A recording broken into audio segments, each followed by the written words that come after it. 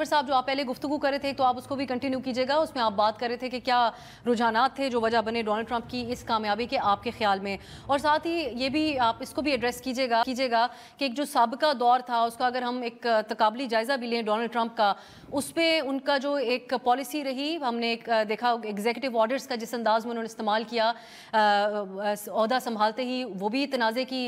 زد میں رہا. انہوں نے مسلم کنٹری بین جو لگایا تھا جس کو بعد میں سپریم کورٹ کی طرف سے اسٹرائک ڈاؤن کیا گیا وہاں پر. یہ تمام چیزوں کو دیکھتے ہوئے اس بار جو ان کی کیمپین تھی اس سے آپ کو کیا لگتا ہے ان کی ترجیحات کیا ہوں گی بطور صدر؟ دیکھیں, پہلی بات تو آپ نے کی کیا وجوہات تھی, تو میں سمجھتا ہوں اس پہ امریکہ میں ویسے بھی عموماً یہی ہوتا ہے کہ ڈومیسٹک ایشوز زیادہ اہم ہوتے ہیں, اور اس دفعہ ڈومیسٹک ایشوز کی بہت زیادہ اہمیت نظر آ رہی ہے. انہوں نے دو سلوگنز دیے تھے, پاپولر سلوگنز تھے. ایک تو یہ کہ وہ امیگریشن روکیں گے, جو غیر قانونی تارکین وطن ہیں ان کی بڑی تعداد ہے, وہ کہتے ہیں کہ تقریباً 11 ملین کو وہ ڈپورٹ کریں گے. ایک تو یہ تھی, اور دوسری بات وہ کہہ رہے تھے کہ جابز امریکہ میں واپس لائیں گے, اور اس کا طریقہ یہ ہوگا کہ جو چیزیں باہر بنتی ہیں چین میں یا میکسیکو میں, جب وہ امریکہ میں امپورٹ ہوں گی تو ان پہ 60% تک ٹیرف لائیں گے, تاکہ جو امریکن مینوفیکچرز ہیں وہ چائنا میں بنوانے کے بجائے اپنے ملک میں ہی بنوائیں. یہ دونوں چیزیں پاپولر تھیں جس کی وجہ سے ان کو ووٹ پڑے. اور پھر یہ تھا کہ ایک چیز اور انٹرنیشنل جو ایشو تھا وہ تھا اس کا غزہ کا اور مڈل ایسٹ کا. اس میں یہ تھا کہ بظاہر اس کا ڈائریکٹ امپیکٹ نہیں پڑا, لیکن اس بار چونکہ اتنا کلوز الیکشن تھا تو الٹیمیٹلی بات آ کے دیکھیں ختم ہوئی جو سوئنگ اسٹیٹس تھے, جو بیٹل گراؤنڈ اسٹیٹس کہا جاتا ہے, اور وہاں جو اگر آپ جیت کی جو فتح کی جو مارجن ہے اس میں دیکھیں تو اس میں لگتا ہے کہ جو دو ایسے طبقے ہیں, ایک تو یہاں سے مسلمان اور دوسرے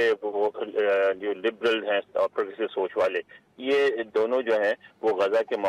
ایشو پہ بہت زیادہ خلاف تھے ڈونلڈ ٹرمپ کے. تو وہ جو ان کا ووٹ گیا ان کے خلاف. اگر ان کا ووٹ ان کے فیور میں پڑتا تو وہ وسکانسن, میشیگن, پینسلوینیا وغیرہ جیت سکتے تھے, لیکن وہ چیز ان کے خلاف گئی, اور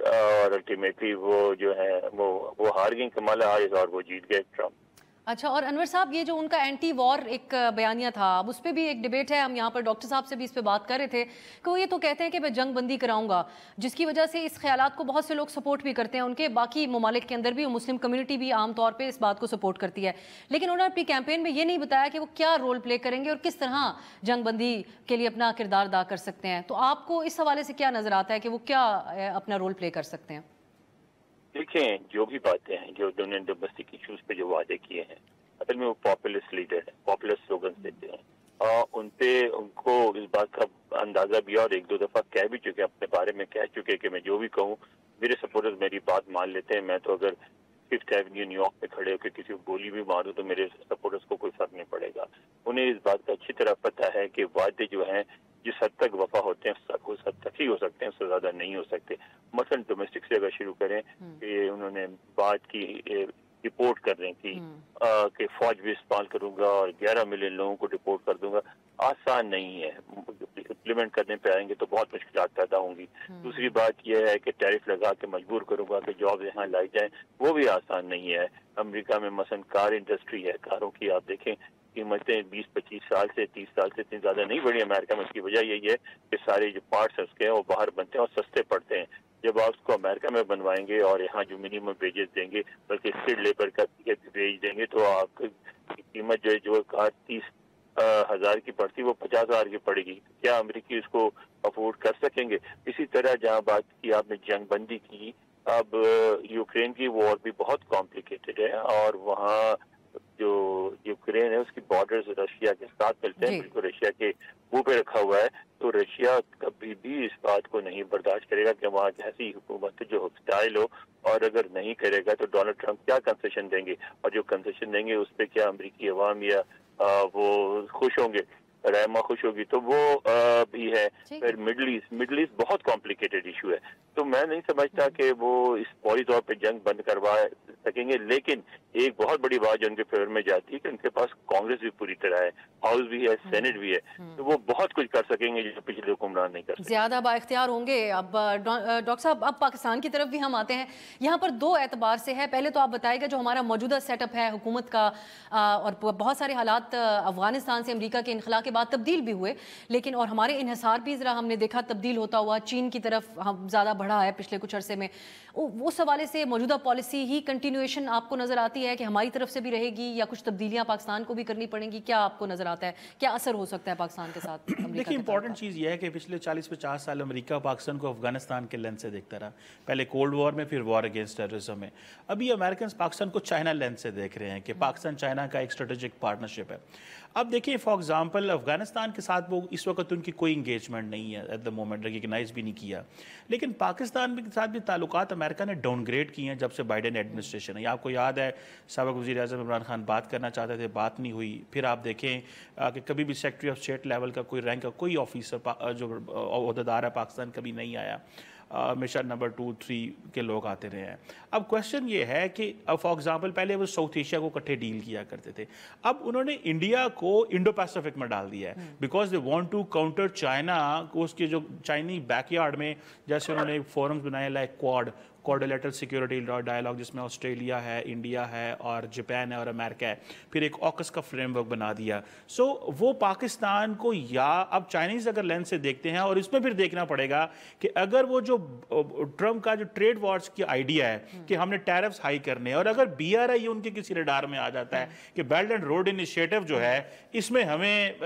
جو ہے چائنا جو ہے وہ ایکسپینڈ کر رہا ہے, ترقی کر رہا ہے, اس نے جیسے فار ایگزامپل کئی لوگ کہتے ہیں جی کہ وہ انلیگل ڈسپیوٹڈ ٹیریٹری سے گزر رہا ہے, تو وہاں پہ یہ چیز دیکھی جا سکتی ہے کہ ان کا مائنڈ سیٹ کیا ہوتا ہے. یا پھر یہ ہے کہ وہ پاکستان کو اگر پیورلی اس اینگل سے دیکھتے ہیں کہ جی پاکستان ایک نیوکلیر کنٹری ہے, ایک میزائل پاور ہے, اور اس کے پاس یہ جو ہے ہمارے لیے امپورٹنٹ اتحادی ہے when we have to deal with the transnational terrorist organizations, ان کو ڈیل کرنے کے لیے ہمارے لیے. تو اگر تو وہ اس فریم ورک میں ہمیں دیکھیں تو that's fine, لیکن اگر انہوں نے چائنا بلاک میں دیکھا تو دین ہمارے لیے کیا مسئلے ہو سکتے ہیں یہ آپ, کیونکہ لاسٹ ٹائم تو میں آپ کو بتاؤں ہماری وائٹ ہاؤس تک کوئی ایکسیس نہیں تھی بائیڈن ایڈمنسٹریشن میں, ہماری لیڈرشپ نے بھی رابطے کیے, سب نے رابطے کیے, کوئی جواب نہیں دے رہا تھا. سو یہ جو کوشچن ہے یہ اب دیکھتے ہیں کہ وائٹ ہاؤس ہمیں ڈائریکٹلی دیکھتا ہے یا کہ اسٹیٹ ڈپارٹمنٹ اینڈ پینٹاگون ہی ہمارے بارے میں ان کو ایڈوائز کرتا ہے. سو نیو جو کیبنٹ سامنے آئے گی وہیں سے پتہ چلے گا. اب انور صاحب آپ سے بہت سے لوگ پاکستان میڈیا سے رابطہ کر کے یہی سوال کر رہے ہوں گے کہ پی ٹی آئی کے حوالے سے یہ کیسا ثابت ہوگا, کیونکہ یہاں پر ہمارے یہاں کی پاپولر سیاسی جماعت پاکستان تحریک انصاف وہ نظریں جمائی ہوئی تھی کہ ڈونلڈ ٹرمپ آئے تو صورتحال مختلف ہوگی.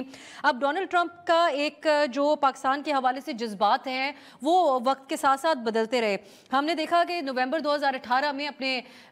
سابقہ اقتدار کے آغاز کے دور میں انہوں نے اپنے ٹویٹر کے ذریعے بڑی تنقید کی تھی کہ پاکستان کو امداد امریکہ کرتا رہا لیکن انہوں نے جواب میں کچھ نہیں کیا. اس وقت عمران خان نے بھی ان کو تنقیدی جواب دیا تھا, لیکن بعد میں حالات بدلے. 2019 میں پھر عمران خان نے بطور پرائم منسٹر دورہ کیا امریکہ کا, اور ان کے ساتھ ایک اچھے الفاظ کے تبادلہ اور اچھے ویژولز کے تبادلے والے وہ مناظر سامنے آئے تھے, جس کی بنیاد پہ ہمیں نظر آتا ہے کہ آج تک ایک امید کی لہر ہے پی ٹی آئی میں. آپ کو لگتا ہے کہ حالات میں کچھ تبدیلی آئے گی پاکستان تحریک انصاف کے اعتبار سے؟ دیکھیں آپ کا یہ سوال جو ہے آپ کے پچھلے سوال سے جڑا ہوا ہے.